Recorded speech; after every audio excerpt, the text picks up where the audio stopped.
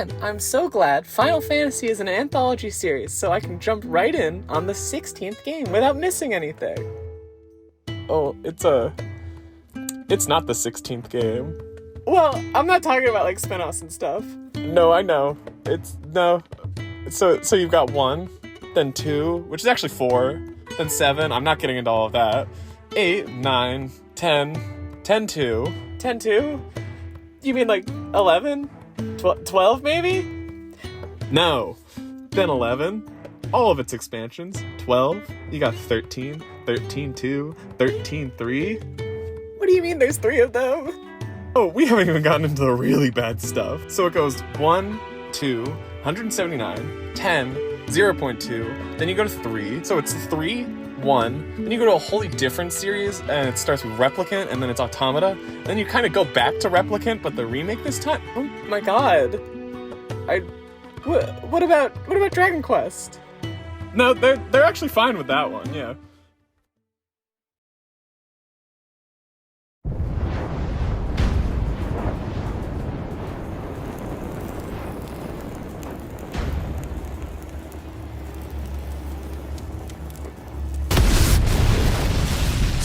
On the fire.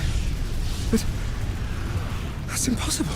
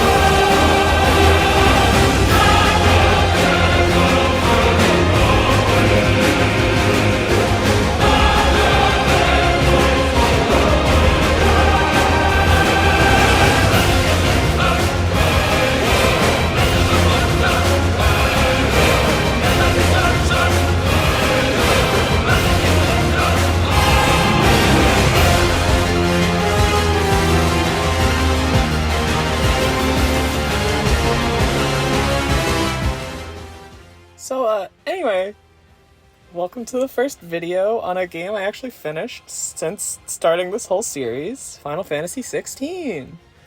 Some of this game was played before I started doing this because it took so long, so especially early game stuff, I will probably have less specifics to speak on, but that's fine. This should be the last time that really happens, I think.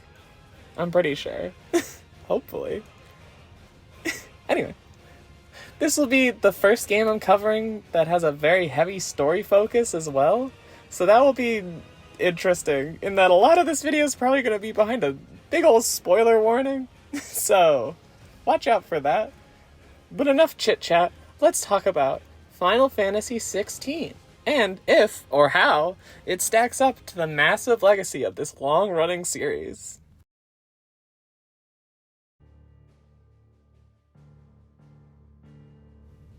So, we're going to start with a little bit of context, and what's most important is that this is actually only the second Final Fantasy game I've actually finished. The first being Final Fantasy VII Remake, which is only really the first third of the game, so I don't know if you really count that. I'm counting it because they kind of expand that out to be its own whole game. But you know, that's the only other Final Fantasy game I've actually finished. I've played a bit of 9, 14, and 15, and I would like to get back to all 3 of those actually. As well as that, I own 10/10-2 and Crisis Core Remake. So, I own a decent bit of Final Fantasy, but this is the second one I've actually finished.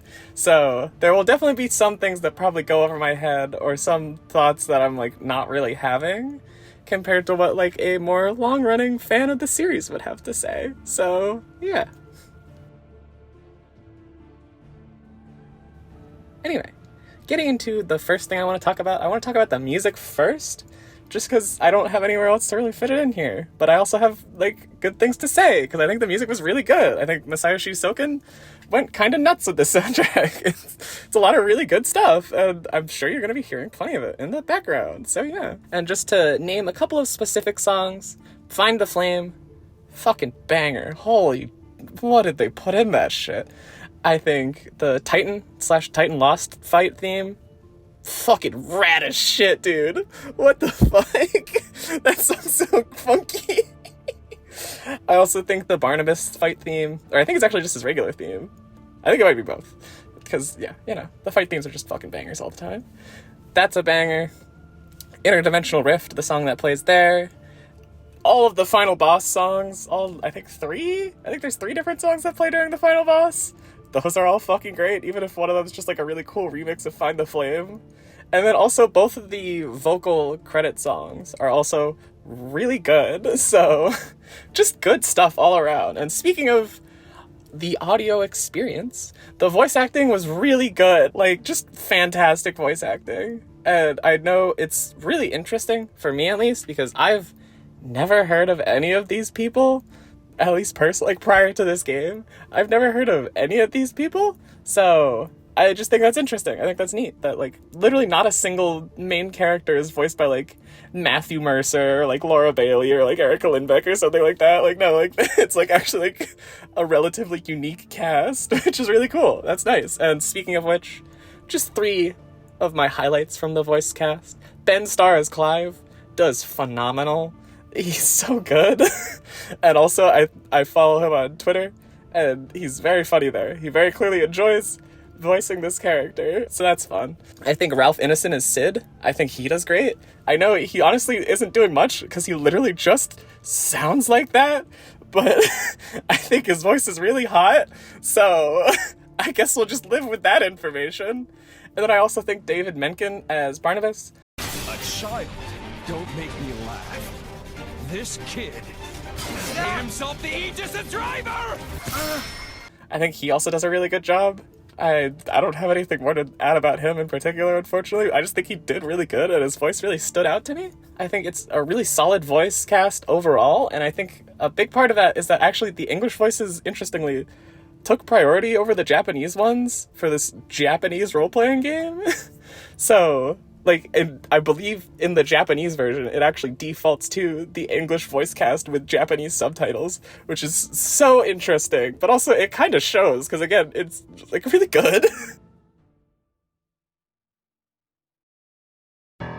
This game had a demo that came out, and that demo kind of wholly sold me on this game. I was kind of like, you know, like, I liked Final Fantasy VII Remake a lot, and it was enough that I was like, I was gonna check this game out eventually. Like, I was honestly probably gonna be like, wait until like Christmas or my birthday or something, and like hopefully get some cash or just get the game itself for that. But then I played the demo, and I played through all of that in one night, and I was like, oh fuck, this game's really cool. I think I need it now. And then I ended up buying it. So, you know, which I had a great time with. I'll say that now. But it was a bit unfortunate, because timing-wise, because I was like partway through, and then Pikmin 4 came out, and I'm much more of a Pikmin girly than I am a Final Fantasy girly, so I kind of dropped this game for like a week to play Pikmin 4, and I had a really hard time getting back into it, so that was kind of unfortunate, and I probably would have avoided that if I did actually wait. But, you know, that's fine. But yeah, the demo was solid, it really sold me on the game. Anyway, combat stuff. This one is actually very interesting to talk about in this video, because I have notes from earlier in the game, and I honestly disagree with what I had to say then. So that's actually like really interesting for this video's sake, you know? So, I initially thought that the combat was pretty good. I thought it was decent. I didn't think it was like superb. I thought it was pretty good. And I especially thought once you got more iconic abilities, which we'll talk more about that in a second, I guess. But then, as I played more of the game, the lack of a combo game really started to get more and more noticeable, because there's no like light heavy attacks, it's just attack or magic attack, and then your special abilities, and that grew much more noticeable over time, and it really got to the point where I was running through and wishing to skip any boss fight, because the boss fights are rad as fuck. I'll say that. The boss fights are super cool. But a lot of the normal encounters, I was just like, oh my god, just let me skip it. Just let me go away from this. And it got to a point, especially towards the events of Twinside, around that point, if you know what that means.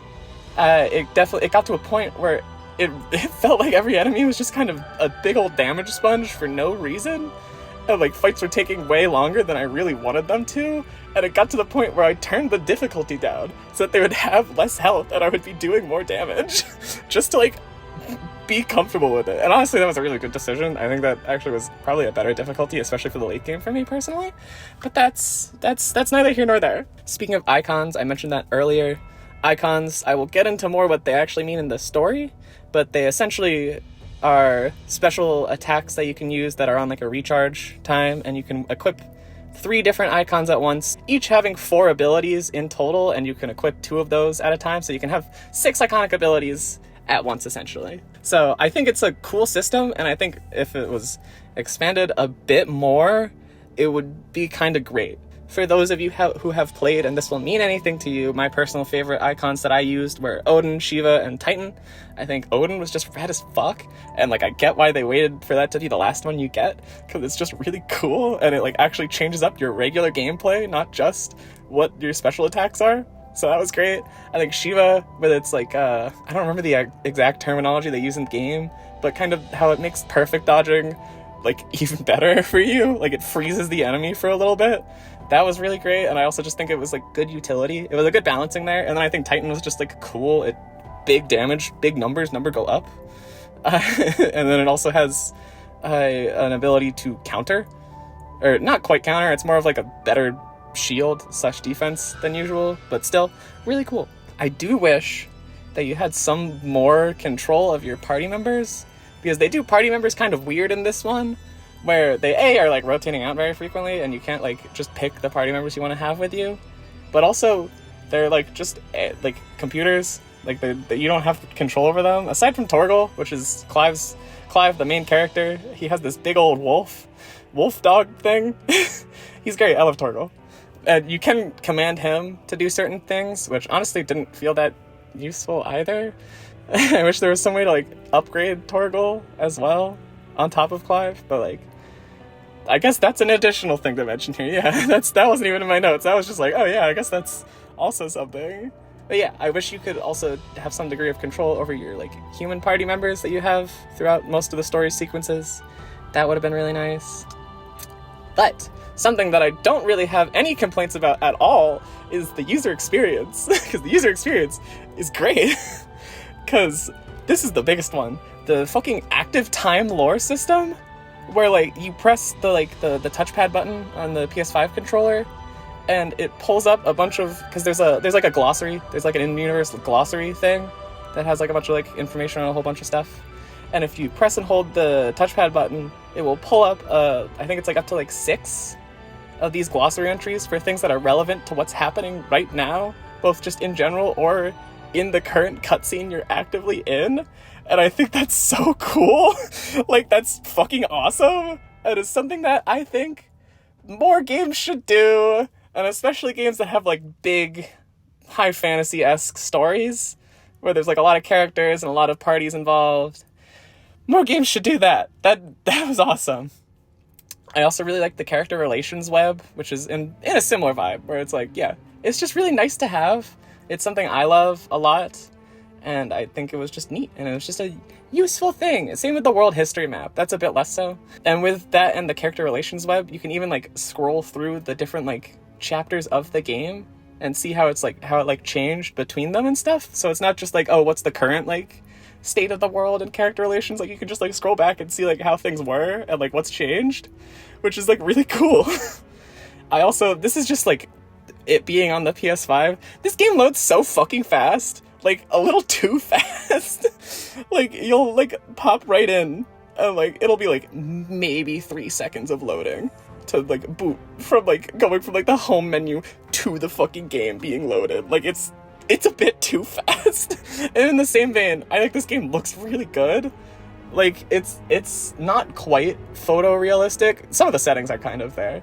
However, it's still got kind of a stylization, particularly to the character designs, which is nice. I appreciate that a lot. The accessibility / assistance options are not great, but it's made worse that a handful of accessibility options are locked behind you equipping specific items for them, which is fucking bullshit. It is incredibly stupid, and I actually really hate that they did that. Like, what the fuck? I also didn't like that there wasn't a manual run button / toggle. Like, if you're outside of towns and you walk for a little bit, Clive will just start, like, dashing. But there's no, like, manual button to do that, which is just inconvenient, just annoying. And you do get a Chocobo Ambrosia to ride around on, but, like, even then it's still kind of inconvenient because you have to, like, press and hold to summon Ambrosia, then you have to walk up to Ambrosia and press a button to hop on, and then you can run around. And you also can't ride Ambrosia in towns. So it's just kind of inconvenient, and it's just annoying. This is kind of a stories thing, but also kind of a gameplay thing. I really hated how frequently you return to the hideout after or even, like, in between story sequences. You just don't, like, really do anything important there. And it's like, I get that, like, part of the point is to, like, build the characters up a bit and also to, like, have some, like, pacing breaks. But it just felt way too frequent and just way too pointless. Like, I would have been okay if it was like, send you back to the hideout, and then it's like, okay, you can go back to the story if you want to right now, but also here's your chance to take a little break and do some, like, side quests or whatever. I would like that a lot more rather than you go back to the hideout and the next story sequence is go gather 3 specific items from 3 specific locations and bring them back to the hideout. This means nothing. Yes, did someone just die? Shut up. We're doing this now. It feels really dumb and completely unnecessary. Like, it really feels like they were like, oh, this game's too cool and the story's happening too much. We need to put a stop to that. We need to do something about that. So I really didn't like that. But speaking of the story, there's a lot of really cool set pieces, which honestly this probably could go in with the PS5 gushing stuff. There's just a lot of, like, really cool set pieces, particularly with the icon boss fights, are fucking awesome. And it's like, it really feels like these are boss fights designed by a team that makes a fucking critically acclaimed MMORPG, you know? Really feels like that, and it's really cool. I think they did a really good job with a lot of the boss fights, particularly the Titan fight, which I'll get into in the spoilery section.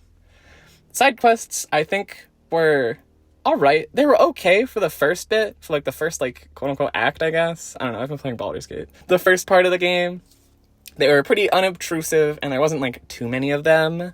And there was a couple that were actually, like, really good, like, world building and, like, lore stuff. And there's also one that's called Cock and Ball.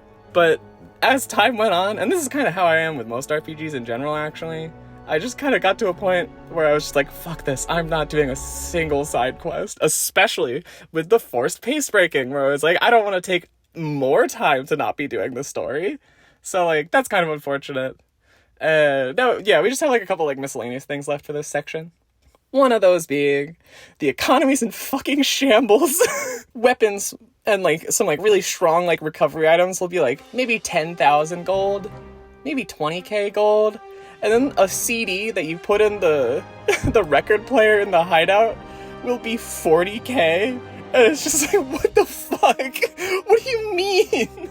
Like, I spent, no joke, maybe 15 hours in the game before I was even able to afford buying one of them. And at that point, I had been doing all of the side quests.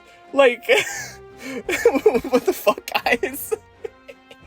That one's just goofy, and it's also funny to just think about that this one singular jukebox is somehow loud enough that you could hear the music all over the hideout. Like, it's really just that one meme of living outside of a gym in the Galar region in Pokemon Sword and Shield, and then it's the gym theme blasting while they're trying to sleep.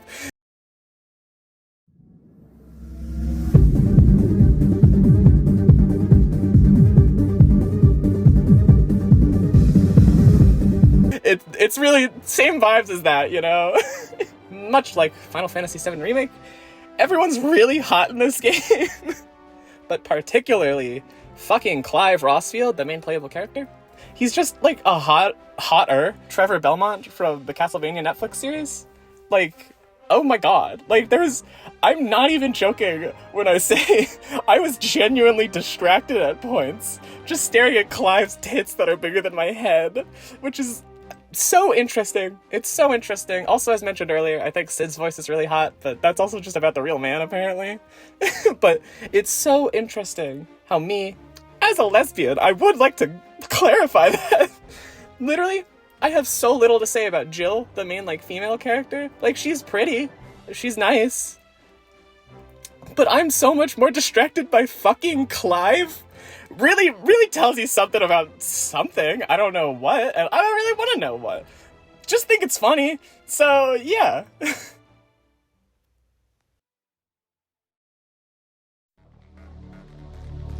So, now I'm gonna get into a bit of story stuff. Nothing too big, mostly pretty early game. If you've played up to Drake's Head, then you already will know everything I'm gonna mention right now. So, first, some setup, some context of the world. This game takes place on the continent of Valisthea, with 2 countries of Storm and Ash, and they have a couple of countries within them. I'm not going to try and remember all of their names. So, yeah. The biggest part about this continent is that there is these huge crystals called mother crystals, which kind of create smaller crystals that can be used, like handheld. They essentially channel magic, and people are able to use magic through the crystals. However, that's not the only people that can use magic. There are people who are innately born with the ability to use magic, and those people end up by the present day of the games being called bearers. They're essentially slaves. They're essentially used as slaves. This world has all of this going on, and then there's these additional extra special people who have magical powers, but not only that, can essentially channel the essence of specific gods, one per person. And they are called dominants. They can transform into these gods as well, and these gods, or I don't know if they're actually technically gods, but I'm going to refer to them as gods because they're likened to gods. And all of these gods are popular summons / recurring summons from the Final Fantasy series, which I think is super cool.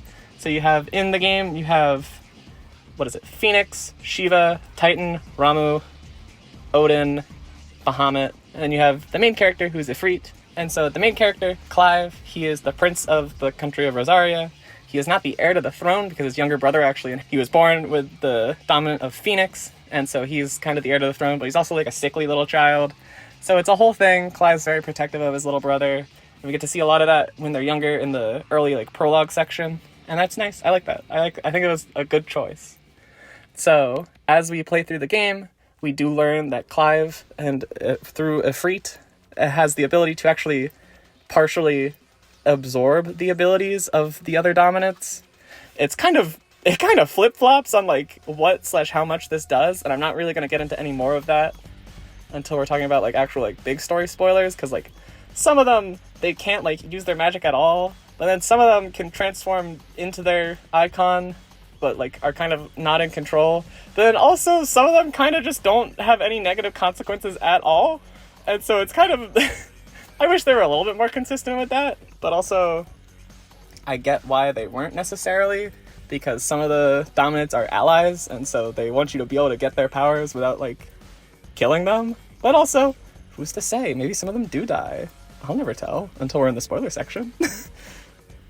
So that's kind of Clive's a special little boy. He was treated as a bearer for a while because his bitch mother betrayed their whole kingdom. That's her whole character. She's a bitch, and I hate her. But we'll get into that later. She betrays the whole kingdom and sells them out to a different kingdom. They come in, kills their dad, the king, and then takes Clive in as a bearer because he did have magical abilities. So he technically was a bearer, kinda, I think. But little do they know, his magical abilities actually are coming from Ifrit, because he's actually a dominant, which is very weird because they didn't know that there was more dominants. They didn't know there was more icons. We only knew of one other icon, which we actually don't see at all in the game, which is Leviathan, which we'll probably be getting DLC on, but that's neither here nor there.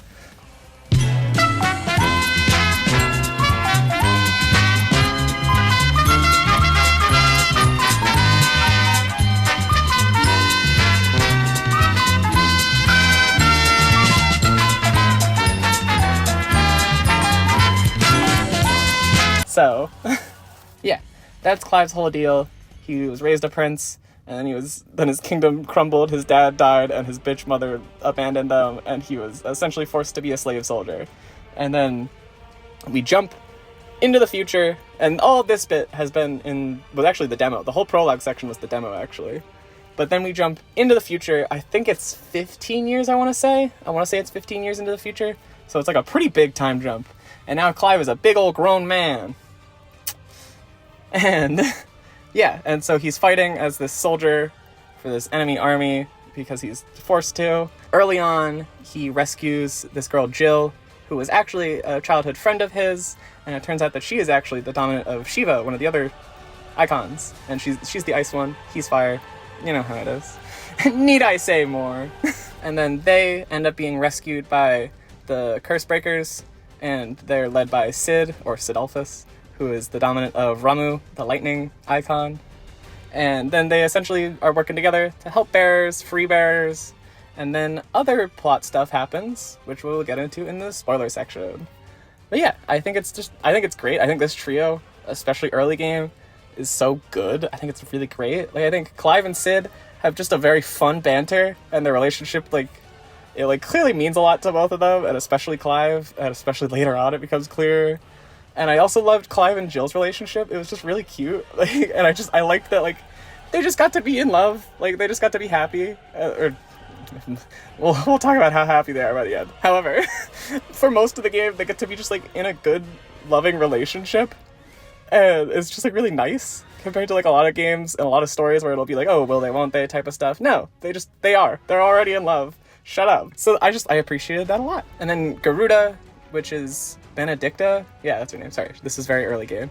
She is the first dominant that is an enemy that they really face together. And that's a whole thing. They end up killing her, which is rough. Oof, that will cause problems later. But yeah. She's the only real major dominant/icon fight that happens in this first sequence, so that's why I'm only mentioning it here. And then they head for Drake's head, because Sid has this theory that the mother crystals, which Drake's head is one of the mother crystals. I realized I didn't clarify that. All of the crystals are Drake's something. That's kind of their whole bit. So they head for Drake's head, and because Sid has this theory that the mother crystals are actually sapping the life force and ether from Valisthea, because there's this whole thing going on where this blight is spreading, where the ground turns to black, and all plants and wildlife will die off, and people cannot survive in it, and their magic isn't usable there. And so Sid has this theory that it's actually the mother crystals doing, and so then they head off to go try and deal with that. And then that's where I'm gonna leave you off before the spoilery section, actually.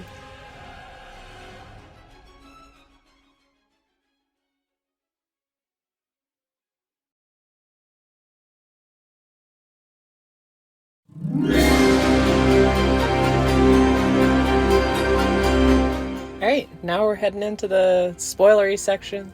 This section will have spoilers for everything after the events that take place at Drake's head, so if you don't want that, then I will see you at the end of the video. You can skip to this time here that's on the screen, that's probably been on the screen, and I will see you then. So, first of all, just the events that occur right at Drake's head. Sid dies, he's fucking dead, which is rough. And kind of unfortunate, because I really liked Sid, but it does actually, it's actually used in the story quite well. It's, it actually, kind of means something to the characters. Characters are actually, sad about it and everything. And then a big old time skip happens. Also, they broke the mother crystal there. But then a big old time skip happens. It's only 5 years, so relatively, I guess, not that big. So, never mind. But another time skip happens. And now Clive is actually in charge of the Curse Breakers, and he's actually taken on the title of Sid. He's kind of inherited it. It's become kind of a title, which I think is, I like it from a character writing perspective, but I also really like it just in the perspective of Sid. The name, a character with the name Sid is a recurring trope in the Final Fantasy series. So I think that's really cute that in this one game, they actually kind of do that type of thing of Sid is multiple characters in the game. So I think that was really cute. I think that was fun. So, yes, we're just kind of, for this section, we're just kind of, from here, we're just kind of going to rattle off story beats that I wanted to mention. So just stuff that I wrote down in my notes. So apologies if this is a bit kind of just random stuff and it doesn't actually explain necessarily everything that happens in the story. But so during Drake's Head, we also are introduced to the main villain of the game, which is Ultima. I'm only saying that now just that if I mention his name later, it makes sense, and also you know when he actually shows up. So the first story thing I wanted to mention was Clive reuniting with his uncle, because, you know, Clive was a slave soldier for an enemy nation for 15 years, and then was kind of an underground criminal for the next 5 years. So he's not seen his uncle at all, and it's a really sweet like meeting between them where Clive is reciting a line of poetry and then his uncle kind of reciprocates it because he doesn't recognize him at all because it's been 20 years. And I think that's a really cool thing in story, just in that it shows kind of the damage that this life has had on Clive to where he's unrecognizable, which, like, obviously I know he's also 20 years older. In theory, I like that. I think it's neat. But also a big thing that has happened in the past 5 years is that they have figured out a way to surgically remove the brand that is given to bearers so that they can kind of live just like a normal life, which that's nice, and Clive has that deal. And that does lead me into one of my biggest issues with this time skip, is that, like, pretty much no one looks different. Like, Clive, again, he has a scar instead of the brand on his face. And that's, like, the only real big difference that isn't, like, a child character being an adult now. So that was kind of a bit disappointing. I wish, like, even just their outfits changed slightly. That would have been appreciated, because they just, like, are wearing the same fit. So that's one thing. I really liked the conflict between Hugo, who's the dominant of Titan, aka Earth.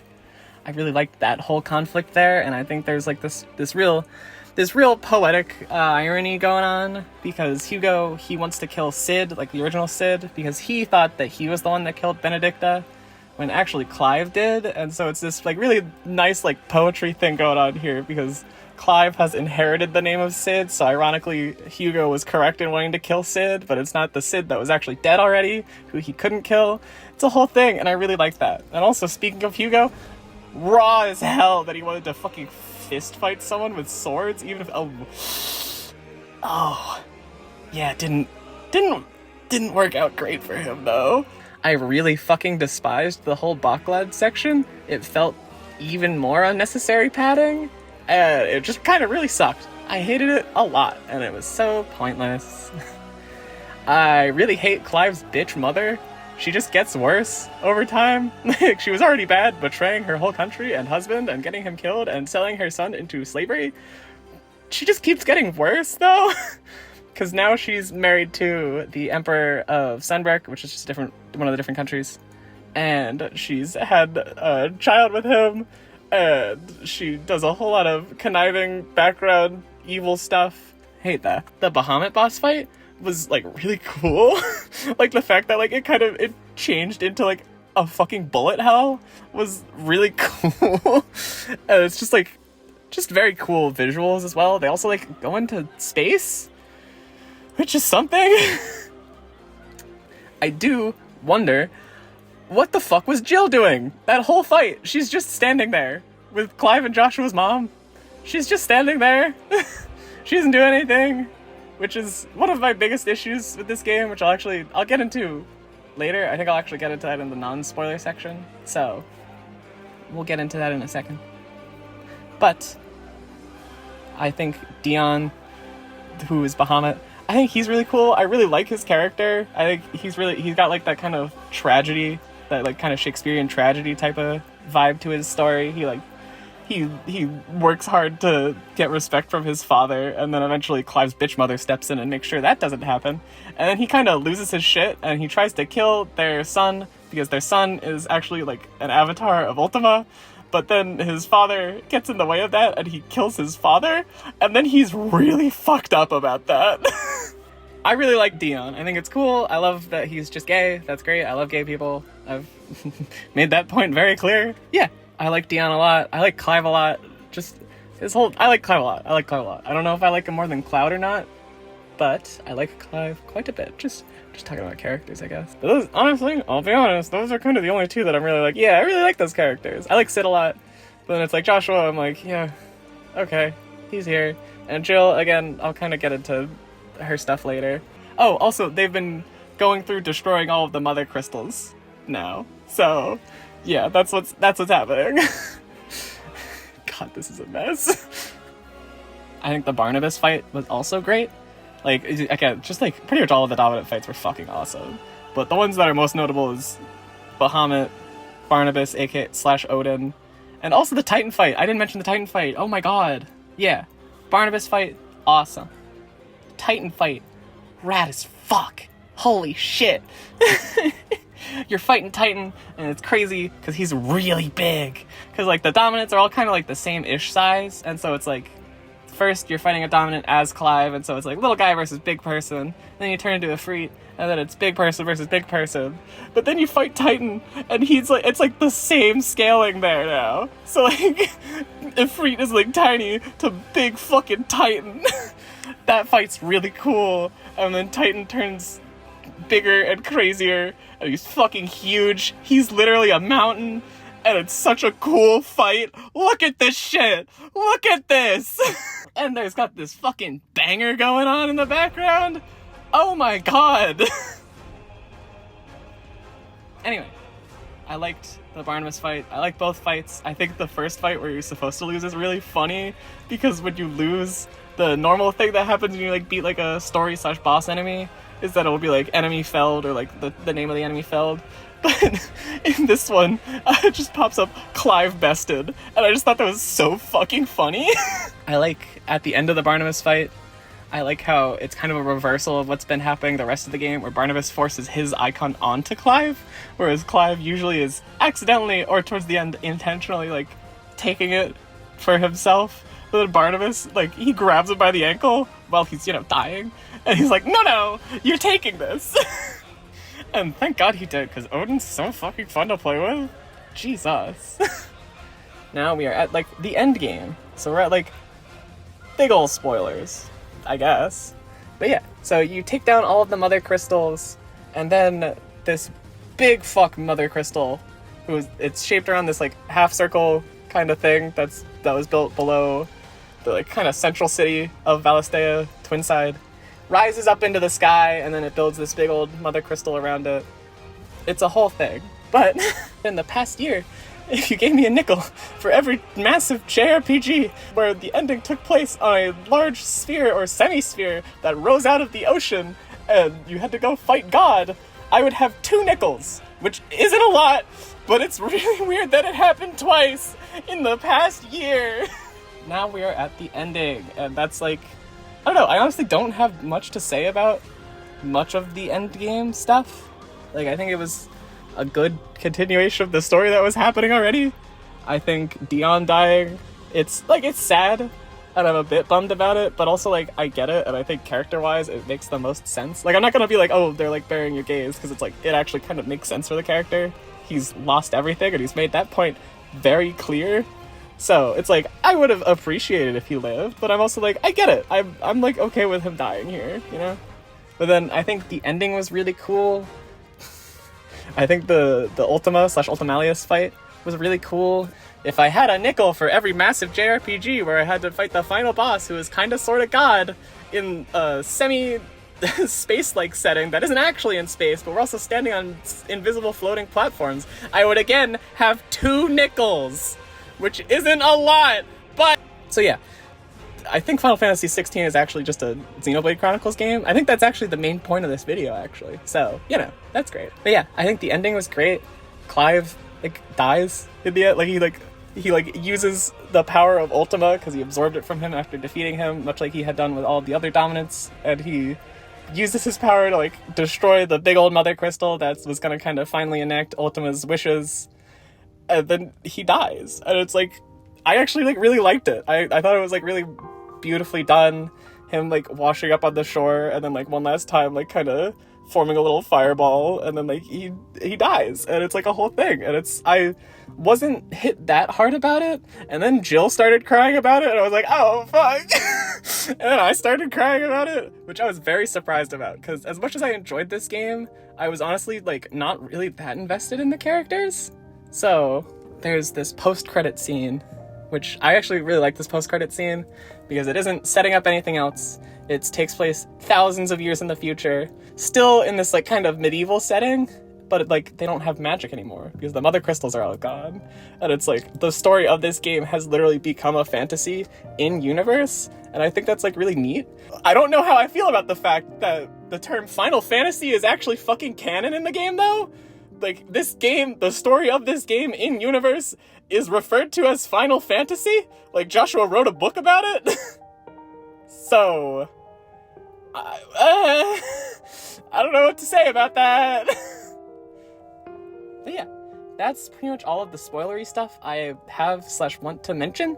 Again, as per usual, as I said with the Tears of Kingdom video, this isn't a wholly comprehensive thing. There will be stuff that I didn't mention that was kind of important. Now we will get into the not spoilery stuff again.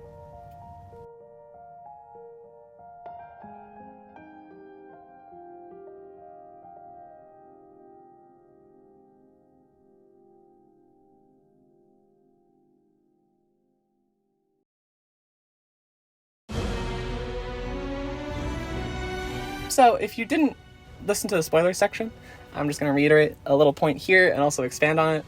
So, one of my biggest issues with the story is the character writing, and particularly the character writing for female characters. It was just something where they felt very lacking, and it was very odd for a game that came out in 2023 to be this bad about it. Because it's like, there's 3 main female characters. One is Annabella Rossfield, Clive and Joshua's bitch mother, who is functionally kind of an Iago type of character, except that she also somehow manages to simultaneously have no, like, will of her own, or autonomy of her, like, evil actions. She's just kind of acting as, like, a puppet for Ultima. So that's unfortunate. Then there's Mid, aka Mididol, which don't know how I feel about a character literally being named Mid, but that's not important. Who is Sid's daughter, and she's just kind of, like, not important. like she has some little bits, but it just kind of felt like they threw her in there for no particular reason. And her characterization isn't particularly lovable. She's a bit loud, a bit annoying. She's not awful. I've seen much worse characters, to be clear. But it's just unfortunate because there's so few female characters that one of them I could best describe as she's there, she talks a lot, she's got a positive attitude, and that's about it. And then there's the best written female character of the game, which is Jill, who's like a main character, which that makes sense. And she definitely does really good for like the first half of the game, but then she just kind of stops being relevant outside of being Clive's like lover / in love with Clive, which is kind of really unfortunate. And as I mentioned in the spoilery section, there's one really big boss fight where a lot of stuff is happening, and she just doesn't participate in it for no reason.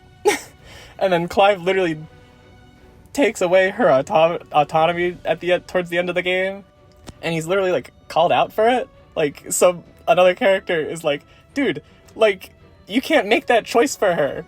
You knew she would say yes because she loves you. What the fuck, dude? And it's like, great, I'm glad you recognized that was kind of fucked up, but I'm also like, man, it still happened. This is a fictional thing. You could have just not had that happen. So it's like, it's unfortunate, and I don't like it. So, yes. But that's really the last major thing I wanted to mention. So, yeah.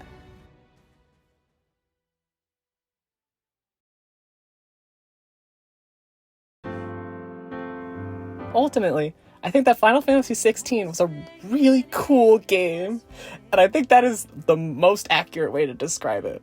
It's a really rule of cool type of vibe for a lot of those set pieces. It's just really cool, and I think it's very cool to even just like look at gameplay of. I certainly don't think it was perfect by any means. However, the combat in particular could have used a bit more to it. It felt like a downgrade from Platinum Games' previous works, who did support work on this game, and even to Square Enix's previous Final Fantasy VII Remake.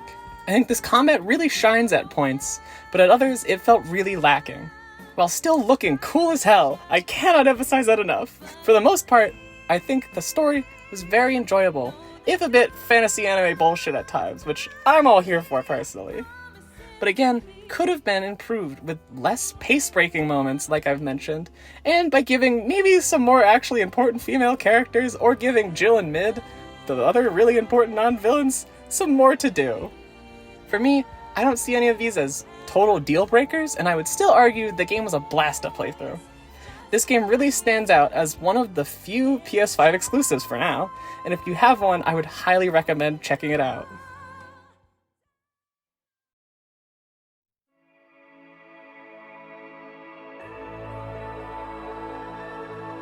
So, yeah. Hi guys. Welcome to the end of the video. I hope you enjoyed it all. Yeah. This video took a little bit to get through, just because this game took a little bit to get through. But yeah, I'm happy with how it came out, and I hope you enjoyed it all. And for the first time, I'm actually not sure what the next video is gonna be. So, that's exciting. Like, right now I'm playing through Baldur's Gate 3, but that's probably still gonna be a while, so there is a decent chance I will finish some other game before that is wrapped up. So I honestly don't know what the next video is gonna be. So yeah. Also, I hope you enjoyed this style of video. Again, as I've mentioned, I've been trying to have these be very free flow, kind of improv-y. I have notes, but I wanted them to kind of be free flowy, and I hope you enjoyed that style, because that's kind of what I want the Flora's Garden backlog videos to be like.